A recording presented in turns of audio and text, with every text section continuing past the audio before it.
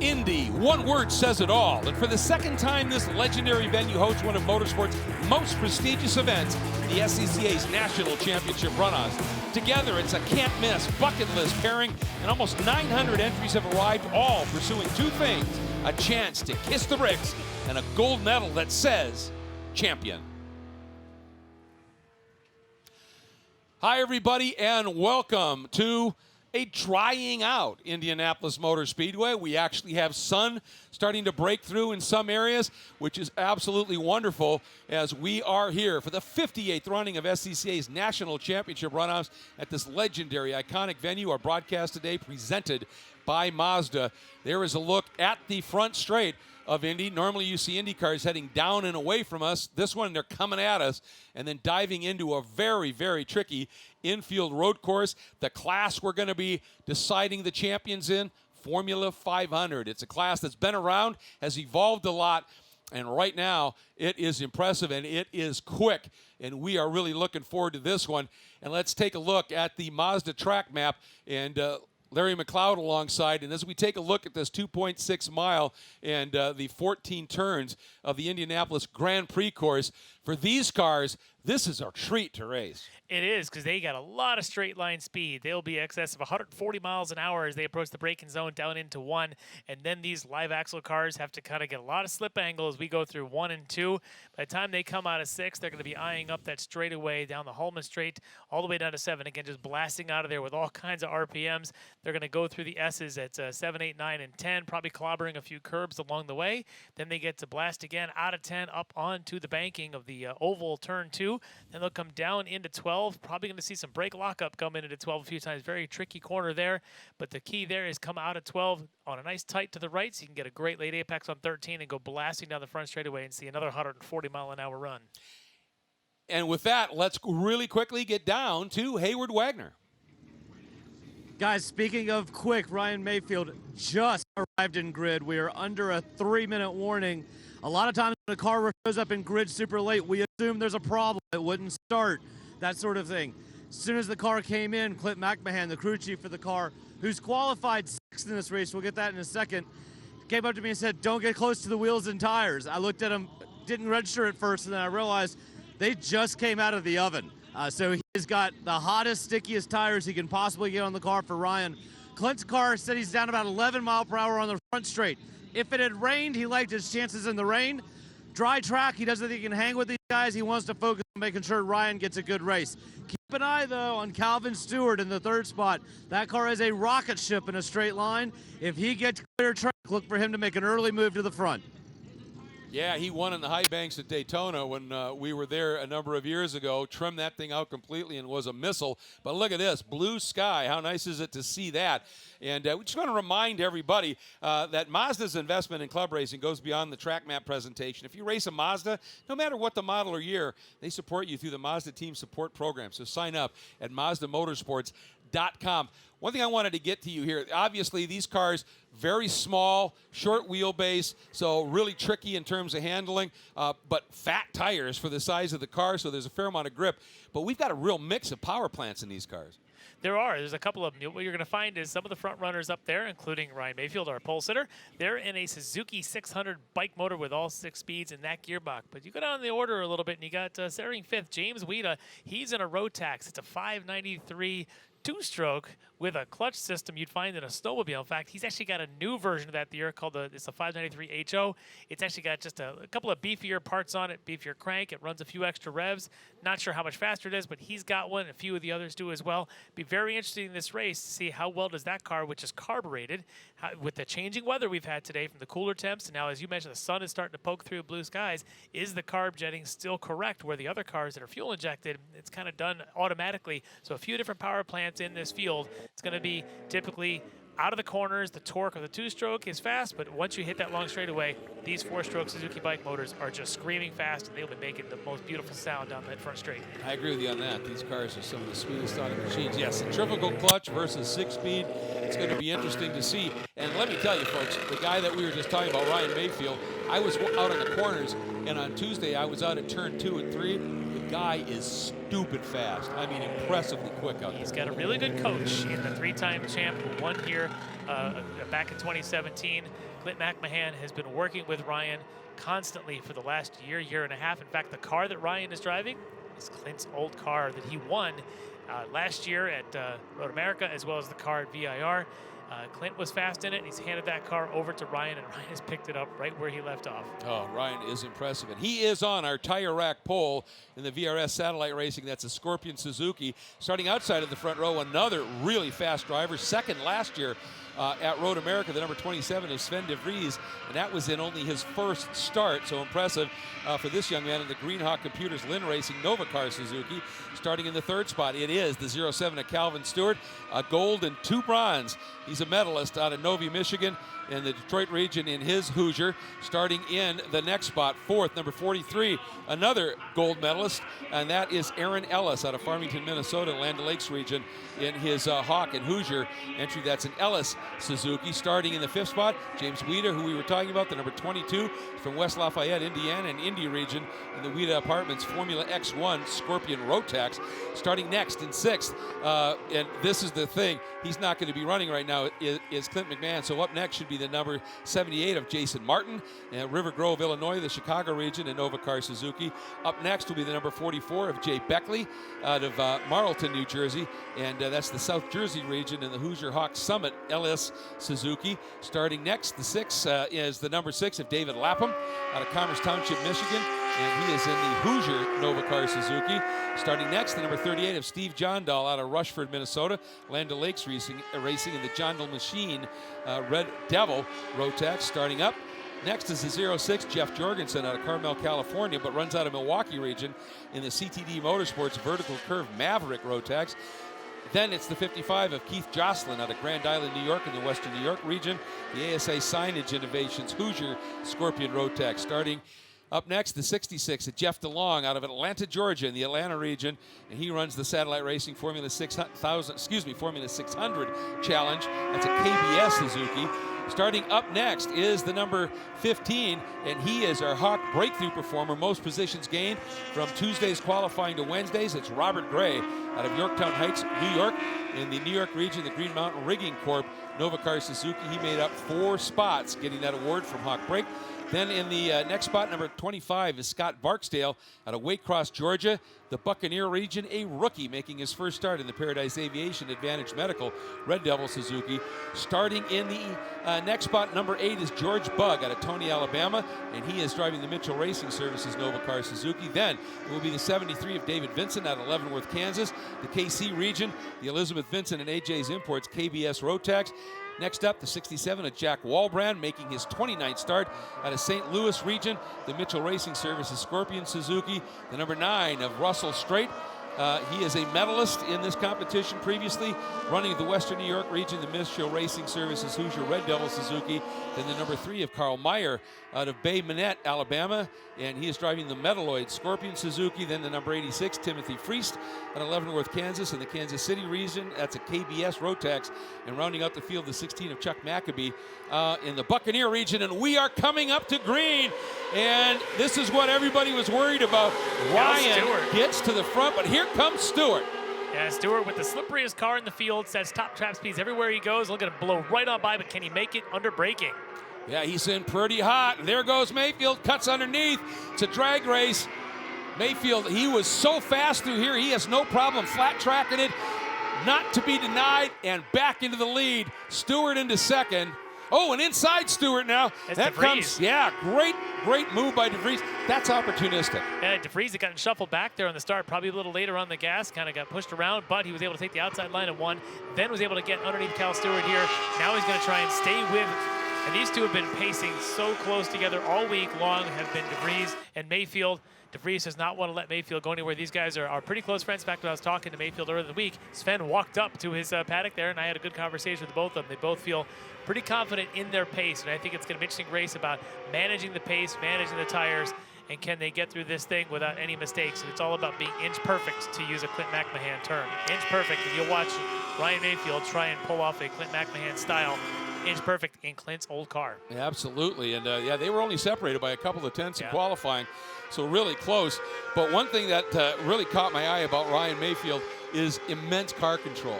Yeah. And he could float the car right at the edge of the slip angles consistently. And it's going to be interesting to see if when everybody's tires come up to temperature and pressure, and his came out of the oven, so they're probably pretty close already, will things stabilize? Will somebody be able to come after him? Or will Mayfield, when that that machine is really right underneath him, what he can do here? It's going to be fun to watch, that's for sure.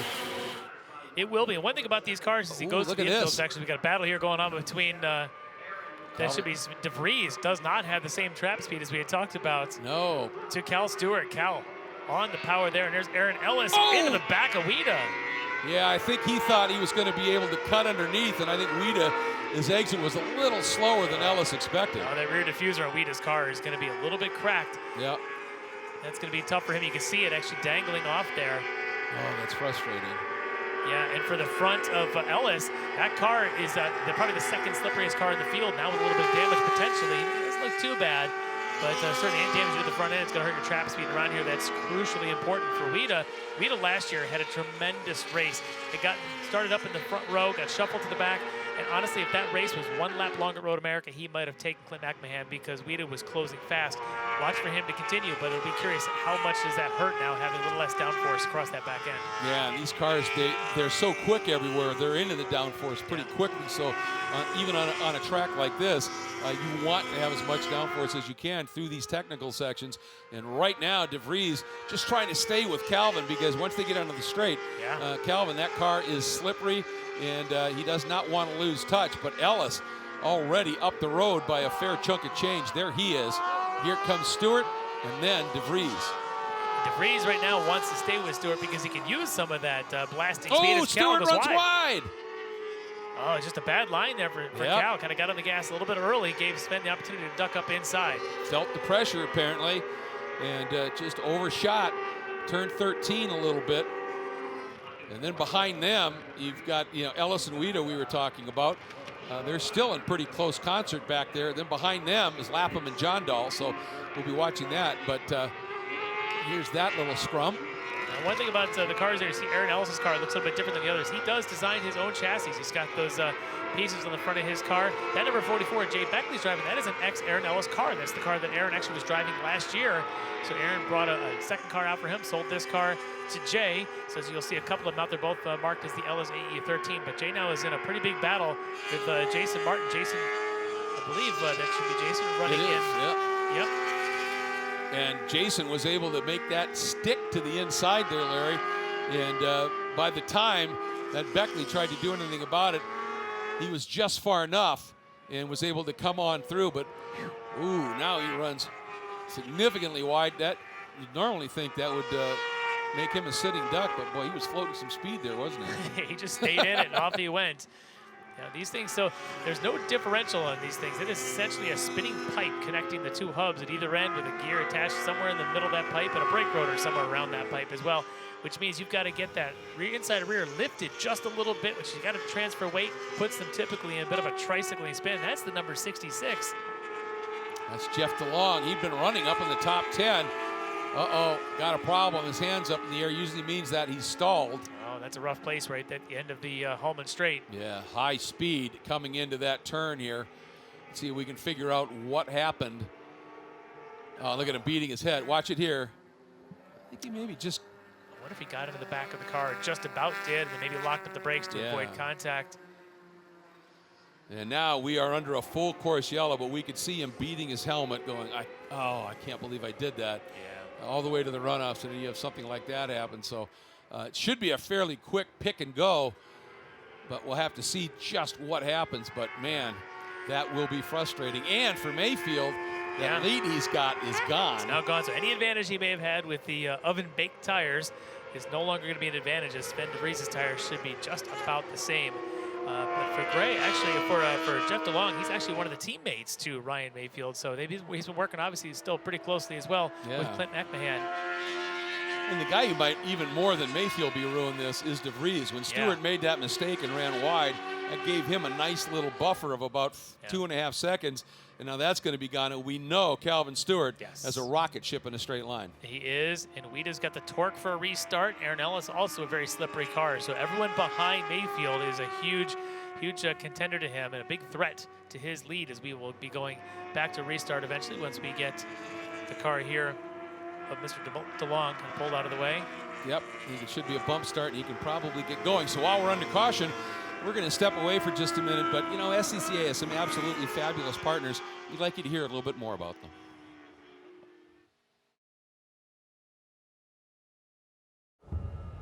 Why race? Because it's in our blood. A love of driving that pushes us as hard on the road as it does on the track. It's why we reinvented the Roadster and put a piece of it into every car we make. It's why we refine, rethink, and refine again. And it's why we'll always engineer to your heart's BPM, not simply an engine's RPM. Why race? Why indeed? When the finish line calls, we answer. Hit the road with insurance protection from Hagerty. Whether you drive a built racer, sports car, or exotic, and save an average of $264. Get a quote today at Hagerty.com. Welcome to that magic realm.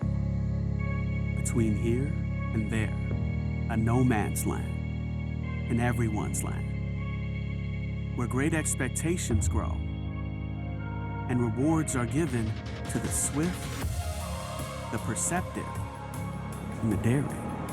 Introducing the Mazda CX-30 Turbo with all-wheel drive. More power for your pursuit. I'm going to make it official. Welcome to a sunny Hagerty race day here at Indianapolis. Gotta love that. One thing I want to say about this class, I fell in love with this class in the late 80s, my first visit to the runoffs when it was down at Road Atlanta. My brother and his family lived down there, and we went to it. And well, I just want to say, this is Carl Mayer. He started back in 20th. He is up into 14th. And one of the real prestigious awards here is the Sunoco Hard Charger Award, courtesy of Sunoco, the official fuel of SCCA. And what it is, it rewards the guy who moves up the most during the race. And from 20th to 14th, right now, I think he'd be the leading candidate for this. And so nice run by Carl. But what I wanted to get to was, I got to Road Atlanta, and there were the Elliott brothers back in that era. And that was when it was Formula 440. And all of them were those two-stroke engines. And the Elliott brothers in particular, but the whole field, were nuts. They were absolutely insane. Just through, and Road Atlanta, I mean, that's such a wickedly fast track, no fear. And these things, you got to have massively quick hands because of the short wheelbase. They're darty, everything's moving. And I just went, these things are just absolutely insane. And I just got hooked, and it's never changed. And we're seeing fabulous stuff out of them again here. I love them. Of course, I've done my own share of driving go-karts, which in a way are a lot like these in terms, especially the guys up in front with the 6-speed gearboxes. They're doing the same thing. Sequential gearboxes. It's that live axle on the back end. Not a lot of movement on the front end. No real moving much for suspension here, other than a couple of urethane pucks around there. And it's not a lot. They do a lot of go-kart-like things. Now, they have a little bit more weight transfer in body, obviously a much longer wheelbase, but some of the dynamics are the same between them, which makes them challenging, but so rewarding to get right when they're able to get that setup right, and how these guys just hang it out at just the right angles and hit their marks. It's pretty amazing to watch. It's so much fun if you can get along trackside and go flag at your local track and get a good view of these F5s. It is amazing to watch these things run, in addition to the glorious sounds that come out of these things roaring down long straightaways. Oh, it's phenomenal. And you bring up a good point. I would encourage anybody who's watching right now, if you want to race, fine. But if you love racing, but you really don't have the wherewithal, or you don't think you have the talent or whatever to race, but you'd like to be a part of it, you could be working a corner at the very next race in your area. All you have to do is join the Sports Car Club of America. It's the best seat in the house. You're trackside. You can learn so much. You're with absolutely phenomenal people. It's a wonderful experience. And let's be clear, if working corners isn't for you, if you're more like a tech guy, well, there's timing and scoring. Yep. There's now tech is pretty advanced, that sort of stuff. But there's also, if you like to be down on the grid and just talking to the drivers before the race, there's grid marshals, there's pit marshals.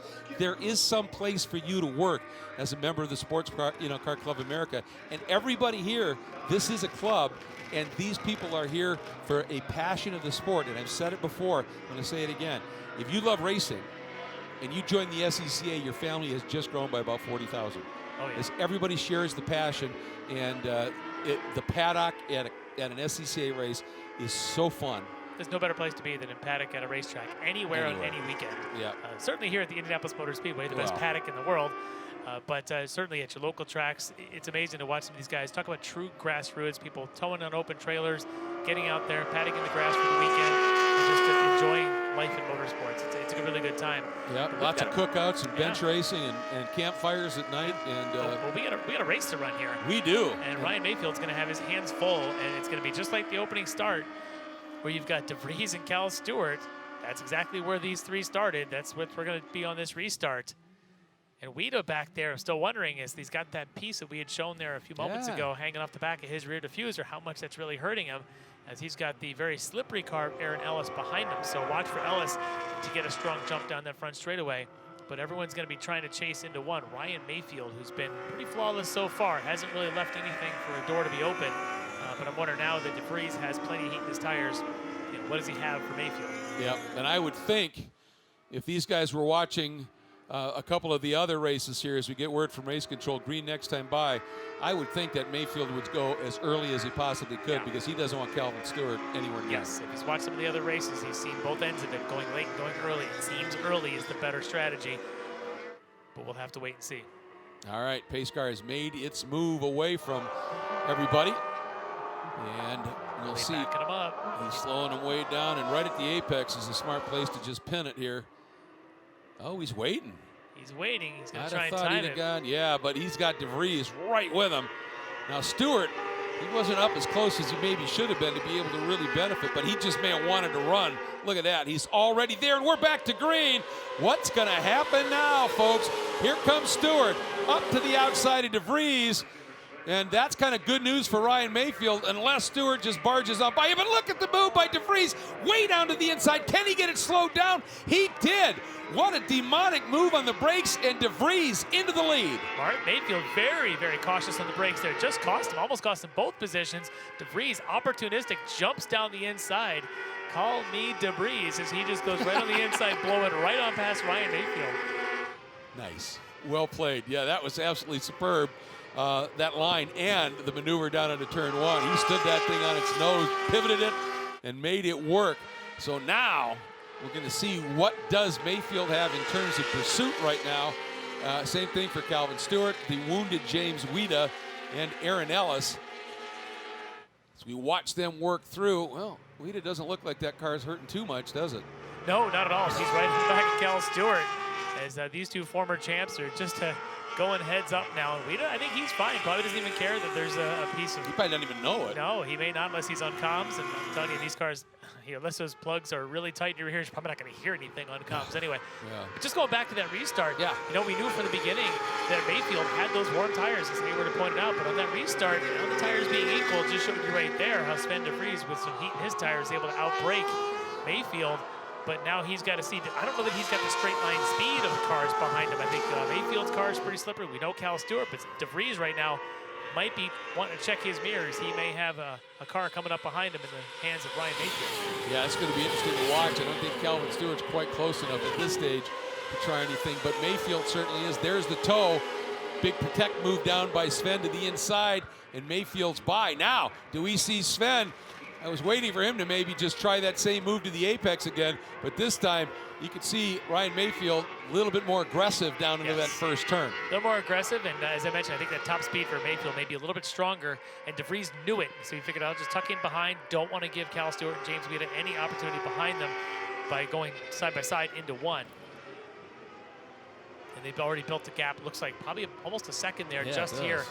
It was only a couple of tenths when they came across, but now easily some big gap now back to Stewart and Wida. One thing with these cars, as you talked about, the suspension is pretty much solid. There's just those urethane pucks you could They're different levels of stiffness, so you don't see them up on the curbs really aggressively. And Mayfield stayed way to the inside for a while, really expecting de Vries to try something that the last minute popped out to try and open his radius up. But you can see other cars are just all over these curves. These guys just touch them.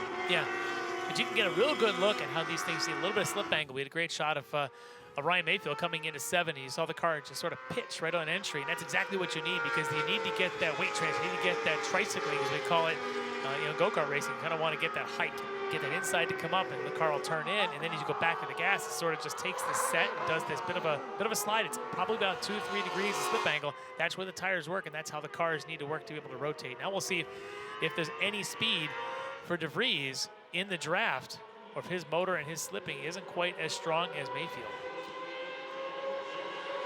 It's kind of interesting because you look at these two cars, and the bodywork behind Mayfield is a little bit more bulbous than it is for de Vries. You'd think de Vries would be slippery, and that Mayfield will be punching a big hole. It's going to be interesting. Does he have the mode to run the inside out or outside in?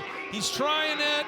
Mayfield checks his mirrors, sees he's just got a little bit clear, drifts right over and shuts the door. Yeah. Clean. That was and very you can see clean. him little counter steering for Mayfield, actually hiking up the inside front as they're coming through too. And again, that's part of how these chassis work. Sometimes a bit of a twist to it gives a little bit of a lift, and a lot of that caster just sort of jacks the car around a little bit, but he's able to hold that line, and I did not think he was going to. I figured Sven was going to get him through too, but Sven now working hard here through 6A. He really is.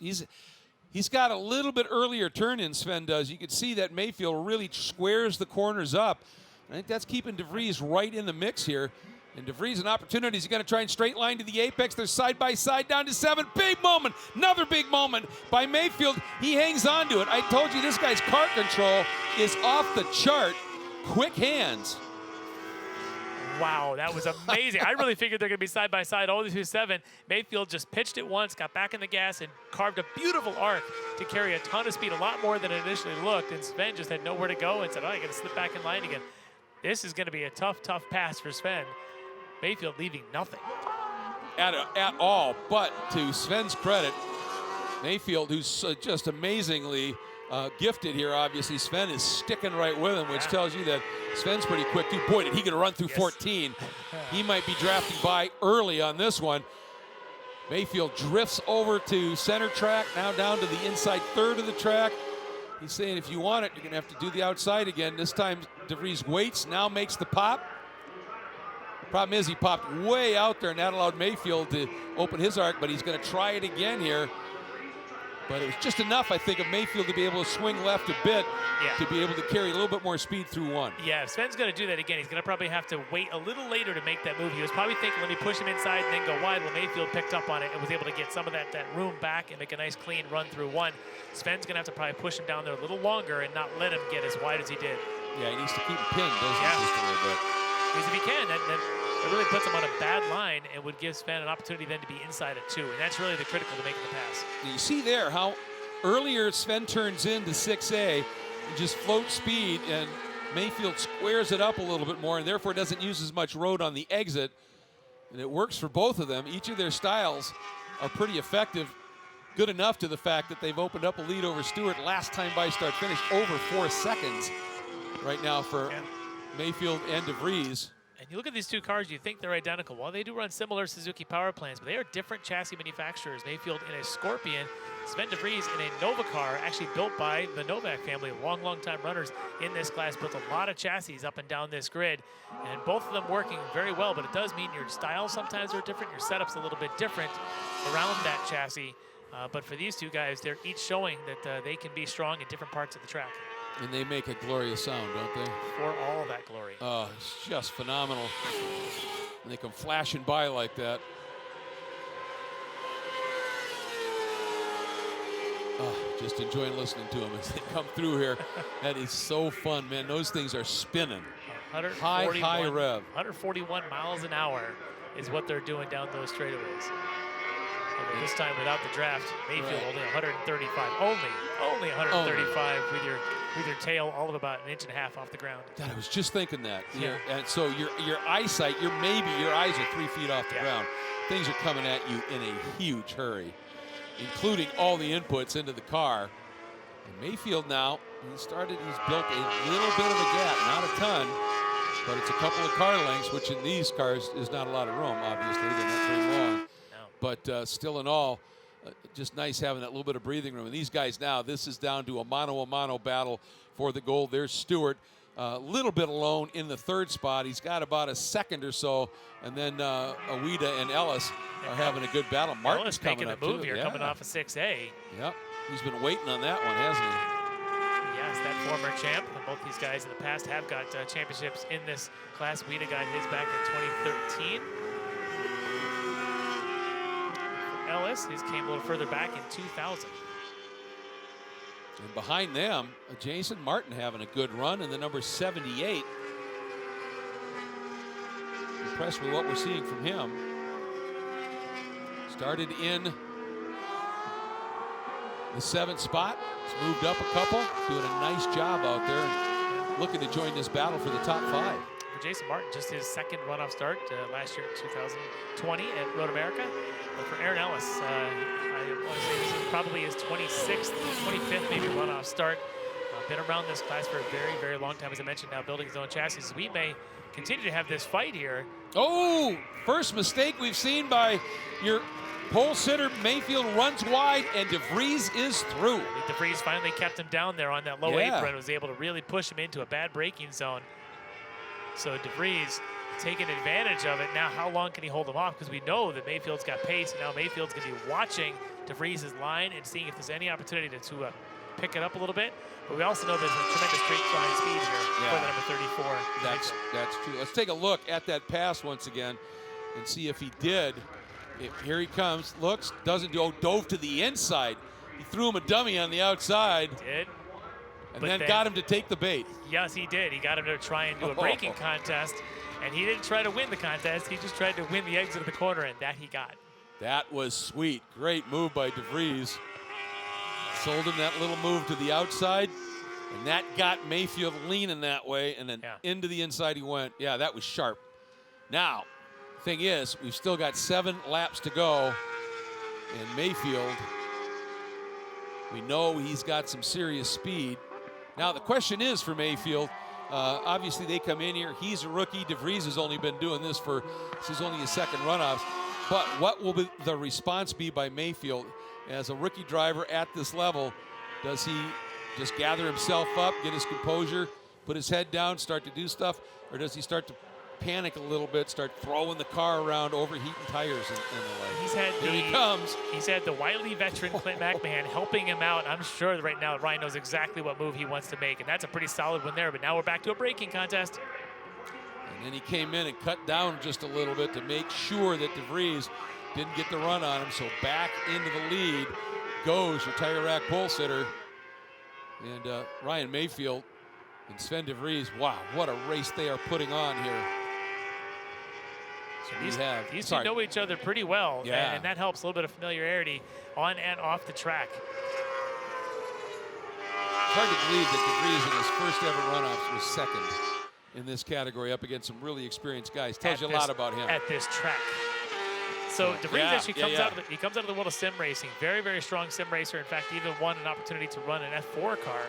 And in fact, one of the F4 races he ran was right here at Indianapolis Motor Speedway. One of the few people who since 2017 got another look at this track. So I think he's using some of that extra track knowledge to be able to put that into play here, fighting for the lead in F5. Yeah, any track knowledge on a track this type of racing never races on except when it's race time is going to be a huge benefit here. And that actually says a lot about Ryan Mayfield again and just how fast he was on a completely unfamiliar track. De Vries thought for a second there he might try and slip up the inside, but thinks the better of it. For de Vries, the problem is he's faster in turns 1 and 2, but I don't know if he's much faster anywhere else. They're pretty equal through a lot of the rest of the track, and when you get to the straightaways, it does seem that Mayfield's got the advantage. So for de Vries, he's got to take that into account as where do you make the pass? Yep. Do you make it in 1 and 2 and hope you can hold them through the S's and maybe get that, or do you try and maybe make the move off of 7? Because we're getting to that point of the race now as we're starting lap 14. Look at this. Every single lap, they're going to try different little chess moves between these guys. De Vries again tries that wide open arc to try and do the over-under. And Mayfield not biting that time. You can see he kept checking both mirrors that time to see which way, but de Vries thought about jamming it down the inside into turn 4, and the problem is that door shuts in a hurry. Oh man, he's bobbing, he is weaving, he's got the head fake going on, and now he's gonna try it at 6. Throws it inside, but look at Ellis working the outside. He's still there, he's still there. And oh, and a huge move, and he hangs on to it. Boy, that thing, that's that short wheelbase, and it just snaps sideways. And again, incredibly quick hands by Ryan Mayfield. Oh, wow. The car control is so pretty to watch there. Yeah, he was on a tough line, got it pushed into an entry he didn't want to take. Car snaps 40 degrees, no problem. Put the foot down, turn your hands, counter steer, pull right out of it. So since they are motorcycle engines, it's okay to say tank slide. Absolutely. Okay. What a fun show these guys are putting on. Still, we have 5 laps to go. Mayfield, this is the farthest back he's been. But I'll tell you, he does seem to be able to make ground up in a hurry. And that thing does get down the straights really well. That Scorpion chassis is very slippery. Now, Cal Stewart's Nova car has got a different bodywork on it that Sven doesn't have. Sven has the more curved front nose pieces in front of those front wheels that sort of go from the ground and curve upwards. If you were to see Cal Stewart's, his are more of the Le Mans prototype style, very tall and push the air sort of around the sides. And it unfortunately for Sven hurts his top speed a little bit on the drag strips here down this front straightaway, because he's going to try and take the outside line. They're going to go side by side again. Oh, Sven, that outside line, he wasn't quite far enough along, and you could see Mayfield was doing the same thing to de Vries that de Vries done. He went inside, outside, just confusing him, and then made his move. What a duel. Oh, this is fantastic. Duel. This is what it's about right here. I no offense to anybody else in the field, but for any other cars in the track, this battle right now is all eyes are on it. Yeah, Stewart is still third, but he's almost 10 seconds back. And actually, Ellis and Weed are closing up on that final medal position. We're making up words, folks. There it is. Look at this battle here. It's on. One of these is for a medal. Right, the other two are not. So we'll see. Wow. Ellis, I think, Weed has been quick, but Ellis seems to have been, after that second restart, kind of the quickest in this group. Whether the KG veteran, all these guys kind of veterans of this class, all former winners. As you mentioned, Cal Stewart got that win at the other famous track down there in Florida at Daytona. But each of these guys having wins and a lot of seat time in this field. The only thing I'll mention, though, is Weeda last year was such a late charger, had the fastest car in the track in the last 4 or 5 laps of Road America. He has that same sort of late race push. These other two guys are just going to be eaten up pretty fast. Stewart really turns in early down there at 12. Usually that'll slow you up on your exit just a little bit. You'll see. Here we go, up onto the front straight. And we know at this stage, as long as Stewart's leading out of 13, and he should be okay down to 1. All right, working lap 16 of 19. And gap about as big as we've seen from either driver right now. All about 4 or 5 car lengths from Mayfield to de Vries. Well, that was a 143.3 for Mayfield, a 144.4. And now you've got a lap traffic in there. Yep. And then number 3, Carl Mayer, in fact. Able to move aside, let this battle wage on. I wonder if Mayfield wasn't a little extra cautious going by on Mayer, because suddenly de Vries is right there. Well, I think de Vries is faster on those turn-ins where you can kind of trail brake these cars. It's very difficult to trail brake one of these with that live axle back there. There's a technique to it to get the hike of the rear end in the air and get it to turn in, and he's doing pretty well with that. Yeah. Whereas Mayfield's car almost at times has looked twitchy. Like you see, he's got some fast hands and he catches it. You see, he makes up for it with the speed of his hands. But I wonder if the car that de Vries is having is just a little bit easier to trail brake and dive in. A little bit more planted. Yeah. Yeah. Meanwhile, Mayfield is what I like to call fast loose. They say loose is fast. Yep. Until it goes away on you. But wow, yeah, this is really good stuff, obviously. And coming up with 3 laps to go. And boy, de Vries is close. He is, and at this point, he's collected now 15.5 laps worth of data. Exactly. I'm sure he's all got it in his head. Somewhere he's thinking there's a move that's going to stick. Is this the move, or is the next move? And look at this, all the way down to the inside wall. They're down there near pit exit. So now it's going to be de Vries turning in and Mayfield trying to do the over-under. Drops the hammer, the side by each. Coming around. No. Oh, that was close. But you remember, Mayfield drifted across in front of de Vries, so I don't think de Vries had any issue doing it again. But now Mayfield jams it down the inside, and we have a full course caution. We have a full course caution, and when did it come out? Was de Vries in front or Mayfield? That's the question. That is a very good question because they were side by side going into 4. We have somebody off down in the turn 6. That's the long left-hand carousel. There it is. I think that's oh boy. That is Jay Beckley. I think in that number 44. That's the other of the Ellis chassis. Yeah, that could be, absolutely. I'm sure there's some serious discussion going on right now as to just when did that double caution come out and who had the point at that moment. You know, I'm just an amateur, I'm not a steward, but from what I saw is a lot of that from turn in. You did have de Vries in the lead, just for maybe a brief moment. Mayfield had stuck his nose in there, but I think because de Vries had the lead through 2 and 3, you know, we'll see if they make a decision here, but I would suspect maybe de Vries gets this spot, but you just never know. Either way, if we get even one green flyer, it's going to be anybody's game. Well, it should be a quick cleanup. You go out, put a hook on it, and yank it back into that that turnout. And let's get this one going to the finish. No reverse gear in these cars, as they are bike Absolutely. motors. But we'll see if they can maybe just push that thing out of the way fast enough where we can get one more flyers. We're on lap 17. Yep. So they'll come by this time. So we could get a one-lap shootout if they get that car of the number 44 Beckley moved quick enough. The field just now finally getting gathered.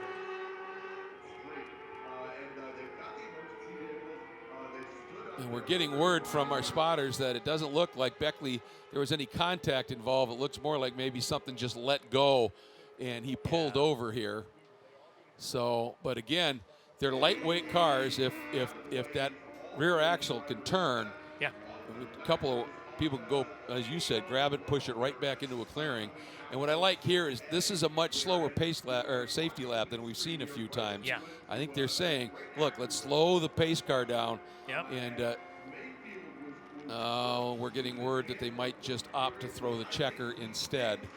What a shame. This was such a battle. And for, you know, and I mean, when this happens, it's a crapshoot. And you're setting up. Obviously, de Vries decided, well, I want to go now. And but Mayfield may have been thinking, I'm in the pound seats here because I can come back around him on that last lap. I know I've got the car, and that's all out the window now. Yeah, and it's unfortunate that this is going to end this way, really, because it was just so entertaining watching these guys. I just wanted this to go on for another 19 laps, and that's probably the worst part. At some point, this battle had to end. Look at these guys, good buddies, giving each other the little wave there. Yep. You know, it's going to be a lot of smiling faces down there. In this down there along that pit lane and on this podium. These are some very, very happy drivers, and what a battle, what a show they just put on. It was fantastic. And I'm going to say for de Vries, this is his second runoff. He was second 4 years ago, and now it looks like he's going to get the top spot. That's a pretty successful 2 runs through the runoffs. And I got to say, he's also from the very small Saginaw Valley region up in the central part of Michigan, my home region, in fact. So well, there you go. I may offer this guy a co-drive at one of our local autocrosses because I want to see what he can do wheel behind a shifter car. Considering what he just did, I suspect I may be in for a challenge. Yeah, you may want to think twice about that if you're in a points battle. Oh, my goodness. Guy's good, isn't he? Yes, he is. But, just superb. What a race. What a race between these two guys. A joy, an absolute joy. And that's what this is all about. And this is, like I said, I just love this class. You get races like this, and it's so cut and thrust, and the cars are darty and moving and floating. It's car control. It's everything you love as a driver, quite honestly, and just a superb display of that right here. Fair racing, right on top of each other, every single corner. They weren't just saying, let's just wait for the last couple laps as good buddies could have done. They said, we're just going to race from lap 1 and see what happens. It was beautiful. Well, and you know, one of the things, every once in a while, and I've seen this throughout my years of announcing in a variety of different types of sports, from snowmobile to cars and everything, but every once in a while, you get 2 guys that when they race each other, compared to everybody else, they somehow take it to the next level. In snowmobiles, Blair Morgan and Tucker Hibbert would do that. They were, if one of them wasn't in the race, the other one wouldn't be that dominant. But when the 2 of them got together, somehow they go here. You think about Matt Mladen and Ben Spies. in Superbikes. Same thing. When it was the two of them, they were gone. Well, they just dusted Calvin Stewart, who is a real talent. Yeah, great driver and a great car, and Cal could do nothing with these guys up front of it. I'm sure Cal will say the same thing down there. He'll be happy to be in third in this group as well, consider the fight he had behind him with Wida and Ellis. Absolutely. But look at these guys. Good friends coming up. They're just sort of side by side as they come up to get the checker here. But look at Sven de Vries. He's raced the runoffs twice, 2017 and 2021, both of them at Indy, and he's never been worse than second. Not too shabby. Congratulations, Sven de Vries, your gold medalist. Ryan Mayfield, the silver in his first ever runoffs. So he'll repeat what Sven did and end up with a gold the next time he runs. And then Calvin Stewart adds to his medal tally with Aaron Ellis fourth, Wida fifth. But what a race these folks put on. Just super. For Cal Stewart, this will be his fifth medal. This guy is always in the mix at the front of his field. Always. Yeah, Cal Stewart, man, always fast. Every event, whether it's June sprints, I get to watch him up there just flying around Road America, and then see him all week out here, coming home here with a medal for Cal. That's awesome. Well, now we get a clarification because we saw the number 44 Beckley on the hook, which says that maybe that car locked up. And then it's not just going to be a quick yank or push out of the way. And where he was, if two guys come together exiting 6A, they'd end up right where he is. So now it makes total sense, and well played by the stewards here. Oh, I thought Ellis was going to come up and give de Vries a little love tap there. And here comes Cal Stewart, the top three, trundling around together and heading to receive their medals.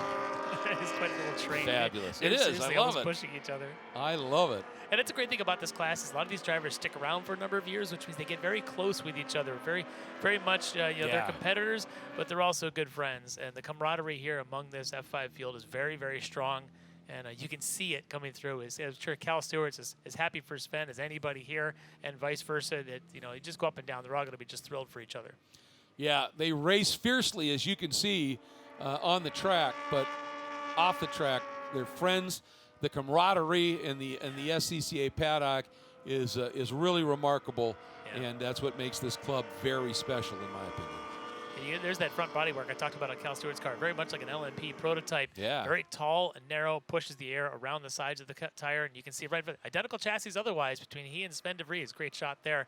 I love the technology in this stuff and what these drivers and these owners can do to make their cars a little bit different and to try to get any advantage that they can. You are, and believe me, I use this term with great respect because I'm not, and I wish I was. You're a geek, dude, and I love it. I love it. You're a tech geek. I do love it. And that's why I'm so happy I get to call races like this with cars like this, whether it's the prototypes or these or any of the other Formula cars. I'm a big, big fan of technology and how you can make a vehicle do what it needs to do. Yep, and one of the things that's and I'm sure you love this aspect of it too, is the black art of aerodynamics. Oh yeah. And how you can use air to achieve so much in a racing car. Yeah, planes use it all the time, but to take that technology, kind of turn it upside down in a way, years and ago do stuff, it's pretty years cool. ago it was just stick a single plane back there and hope that's enough to push the air around. Now you're finding, well, that's not good enough. You got to reduce drag, or the whole idea of what Lotus did, getting the air under the car to accelerate and to be able to create downforce. And now you look at how wings have evolved. When you've got a wing element, the supports are no longer from underneath. Now they're on top because the clean air is under. All those things are just amazing to me to see happening, and it happens right here at the grassroots level, even in a class like F5, which isn't. It really is the budget level here for the runoffs, but still so much technology in play. Yeah, it really is cool. And here we go, heading toward Hayward and the interview. Man, he has got to be just elated. He drove a superb race, and he made the move, decided to make his move, and then the yellow came out. And sometimes that's the game you've got to play. You have to look at it and go, you know what, something could happen here. I don't want to wait too long. And he did what he could. And look, I'm sure that Ryan is a little bit bummed here, but man, did he put on it. He put on a show for everybody here all week with his amazing driving. And just got caught out by that caution. It's going to be about 1% disappointment and 99% just excitement for him. As having his good buddy right there with him, and as good a race as that was, trust me, I don't think look at that. He's coming around right away. Oh, yeah. How cool. That's what it's all about, to race that hard and then to celebrate that closely. Just absolutely wonderful. Cal, too, but all three of these guys. All right, the Hoosier collar. I'm going to go with that this time. Going around the neck. Look at Cal coming up and everything. A big celebration, and let's get down to Hayward. Wow. And sometimes in racing, you need the finish line to be in just the right place. Yeah. It seemed like that full course caution came out at your strongest point in the lap. Yeah, it was great. It was great battling with Ryan all along the lap and constantly fighting back and forward. I knew he had me on the straight and top speed. So diving on the inside there was close, and then the yellows came out, and I was praying that last lap that the yellow was still there. So it gave me some time to really enjoy this moment. But I got to give all credit to Randy Lynn. He put an awesome car together. This guy works in his car day and night to get me out of here, and I'm so grateful for that. And a big thank you to Tom and Steve as well for being out here and other races. So I'm over the moon right now. How did it feel when you saw the full course yellow? Was there a little letdown that you couldn't keep the race going? Was it just elation that you knew you were going to have it? Like, what was that like? I mean, as much as I enjoyed our battle, I was very relieved to have the yellow come out, because it could have gotten either way. But I wasn't sure. I saw 3 laps to go, so I wasn't sure if we were going to get another lap, but it was just enough. And we wanted to recreate the margin for the finish. Does that look about right? Looks about right, yes. Congratulations. Thank you so much. I appreciate it. Ryan, you left it all out there, buddy. How's it feel? It was amazing.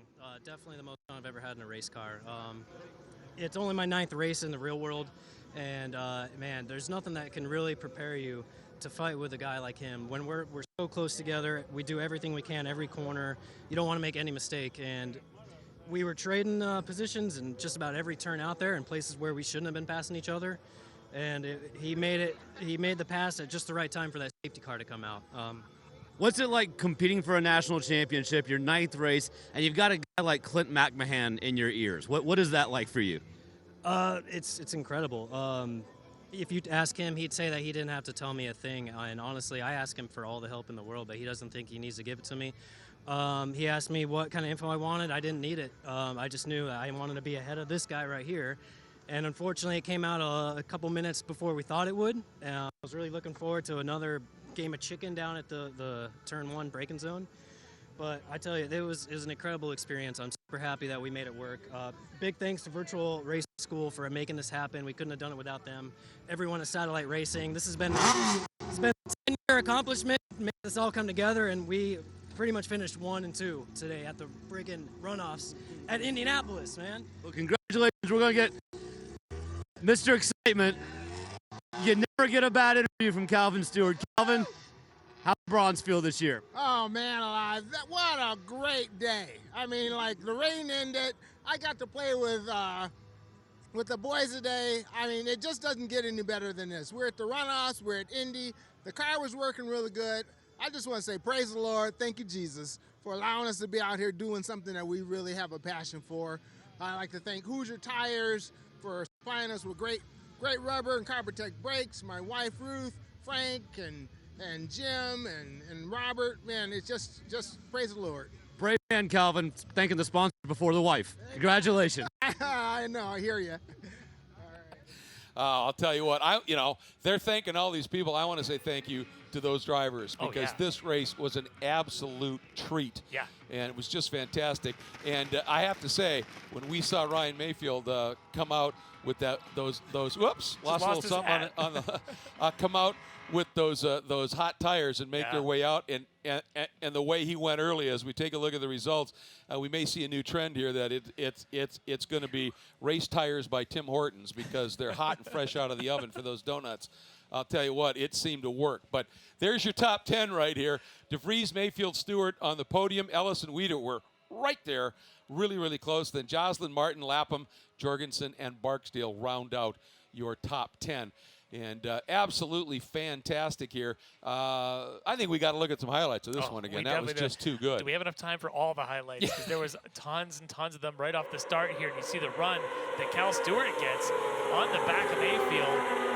And you see him just kind of duck around him, and he was able to kind of get on through here early on.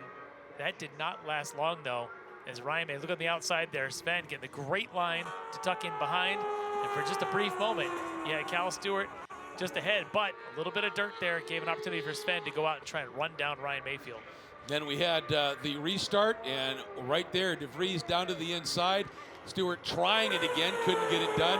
But a couple laps later, Mayfield just came smoking on by. And then that game of chicken that they were alluding to started. Lap after lap after lap down into turn one.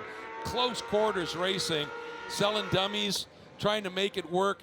Then here, this move right here, Sven down to the inside. And you can see Mayfield staying right with him. Slide there, and then that big save.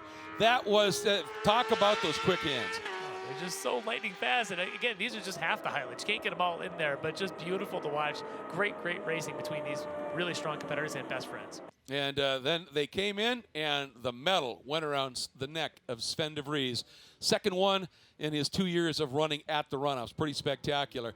Well, that wraps up our coverage of the Run to the Gold in Formula 500 as part of our 58th running of the SCCA National Championship Runoffs. Again, a big thanks to Mazda for presenting our broadcast and making it possible. Larry, it's been an absolute treat to work with you as always. Same to Hayward down in the pre-grid in the pits. Has been superb all weekend long as well. It's been an honor. I'm Greg Creamer. Look forward to doing it again in the future. And until that time comes, my friends, take care, everybody. Welcome to that magic realm. Between here and there, a no man's land, and everyone's land. Where great expectations grow, and rewards are given to the swift, the perceptive, and the daring. Introducing the Mazda CX-30 Turbo with all-wheel drive. More power for your pursuit.